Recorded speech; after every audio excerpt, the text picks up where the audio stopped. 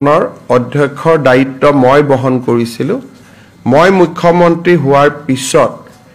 এই সমিতিখনৰ অধ্যক্ষৰ দায়িত্ব ৰনোজ পেগু ডাঙৰীয়াই গ্ৰহণ কৰে আৰু কেশৱ মহন্ত ডাঙৰীয়া ইয়াৰ সদস্য আছিলে সঞ্জয় কিষাণ ডাঙৰীয়া ইয়াৰ সদস্য আছিলে পৰৱৰ্তী সময়ত এই মন্ত্ৰীসভাৰ কমিটিখনত সঞ্জয় কিষাণ ডাঙৰীয়াৰ স্থানত পীযুষ হাজৰিকা জড়িত হয় ৰনোজ পেগু কেশৱ মহন্ত আৰু পীযুষ হাজৰিকা তিনিওজনৰ প্ৰচেষ্টাত এখন সুন্দৰ প্ৰতিবেদন আজি কেবিনেটৰ সন্মুখত প্ৰস্তুত কৰা হয় কেবিনেটে এই প্ৰতিবেদনখন গ্ৰহণ কৰে মন্ত্ৰীসভাৰ তিনিওগৰাকী গোটৰ সদস্যক ধন্যবাদ জনায় আৰু আমি আশা কৰোঁ যে এই প্ৰতিবেদনখনে আমাৰ 6 জনগোষ্ঠীৰ আশা আকাংক্ষাক প্ৰতিনিধিত্ব কৰিব পাৰিব আৰু সমান্তৰালভাৱে বৰ্তমানৰ জনজাতি লোকসকলৰো কোনো ক্ষতি নোহোৱাকৈ বা তেওঁলোকৰ কোনো অসুবিধা নোহোৱাকৈ আমি এই 6 জনগোষ্ঠীৰ আশা আকাংক্ষা পূৰণ কৰিব পাৰিম আমাৰ লক্ষ্য আছিল যাতে এই গোটেই প্ৰক্ৰিয়াটোত বৰ্তমানৰ জনজাতি সকলৰ কোনো ক্ষতি হ'ব নালাগে আৰু লগে লগে বা সমান্তৰালভাৱে 6 জনগোষ্ঠীৰ আশা আকাংক্ষাও বাস্তৱত ৰূপায়িত হ'ব লাগে মই বিশ্বাসী যে অসমৰ কঠিন পৰিৱেশৰ মাজত এটা ভাৰসাম্য বজাই ৰাখি মন্ত্ৰীসভাৰ গোটে যিখন প্ৰতিবেদন দাখিল কৰিছে সি নিশ্চিতভাৱে আমাৰ সকলোৰে আশা আকাংক্ষাক প্ৰতিনিধিত্ব কৰিব পাৰিব বিধানসভা চলি থকাৰ কাৰণে এই প্ৰতিবেদনখন আমি সাংবাদিকসকলৰ হাতত দিব বিচৰা নাই যদিও কেবিনেটে তাক অনুমোদন জনায় অহাকালি আমাৰ ভয়াম জনজাতি উন্নয়ন বিভাগে বা ট্ৰাইবেল এফেয়াৰ্স ডিপাৰ্টমেণ্টে জনজাতি পৰিক্ৰমা বিভাগে এই প্ৰতিবেদনখন অসম বিধানসভালৈ প্ৰেৰণ কৰিব আৰু বিধানসভাৰ অধ্যক্ষই এই চলিত বিধানসভাৰ ভিতৰতে এই প্ৰতিবেদনখন সদনত দাখিল কৰাৰ অনুমতি দিব বিধানসভাত কোনদিনা আহিব তাক সিদ্ধান্ত লোৱাৰ দায়িত্ব অধ্যক্ষৰ আমি ক'ব নোৱাৰো কিন্তু অধ্যক্ষ মহোদয়ক আমি অনুৰোধ জনাম যাতে চলিত অধিৱেশন যি 29 তাৰিখে শেষ হ'ব তাৰ পূৰ্বে যাতে সদনত এই প্ৰতিবেদনখন ৰাখিবলৈ বা প্ৰতিবেদনখন সদনৰ উপস্থাপন কৰিবলৈ আমাক যাতে অনুমতি দিয়ে আৰু মই নিশ্চিত যে অধ্যক্ষ মহোদয়ে নিশ্চিতভাৱে সেই অনুমতি প্ৰদান কৰিব কেবিনেটত আজি আৰু এটা সৰু সিদ্ধান্ত লোৱা হয়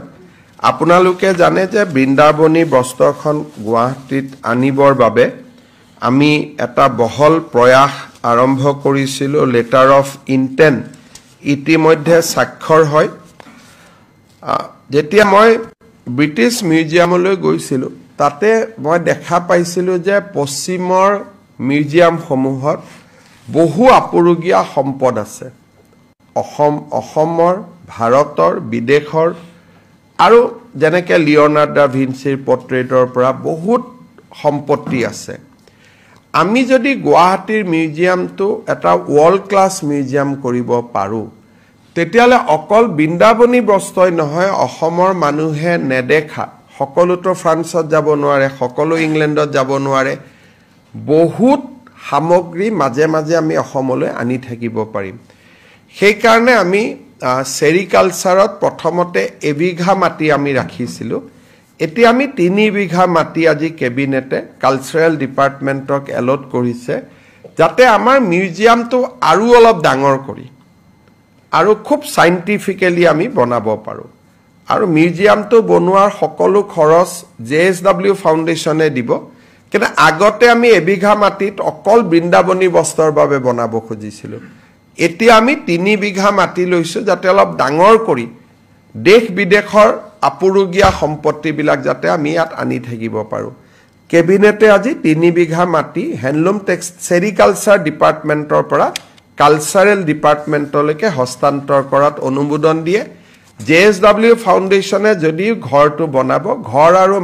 মাটি দুইটাৰ মালিকী স্বত্ব অসম চৰকাৰৰ সাংস্কৃতিক বিভাগৰ লগত থাকিব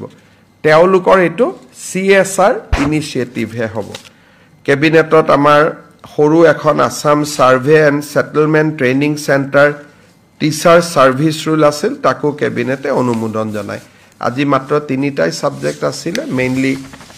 6 জনগোষ্ঠীৰ জনজাতিকৰণ সম্পৰ্কত মন্ত্ৰী সভা গোটৰ প্ৰতিবেদন আপোনালোকৰ যদি কিবা প্ৰশ্ন আছে আপোনালোকে কৰিব পাৰে নহয় এইটোতো আমাৰ মিউজিয়াম আমাৰ সম্পত্তি অসমৰ এইটো হল দেশ বিদেশৰ সম্পত্তি এতিয়া আমাৰ অসমত আমি তিনিটা মিউজিয়াম বনাই আছো লাচিত বৰফুকনৰ যত আমি প্ৰতিমূৰ্তি বনাইছো তাত লগত আমি দুটা মিউজিয়াম বনাইছো যোৰহাটৰ সুকাফা ক্ষেত্ৰত আমি এটা মিউজিয়াম বনাইছো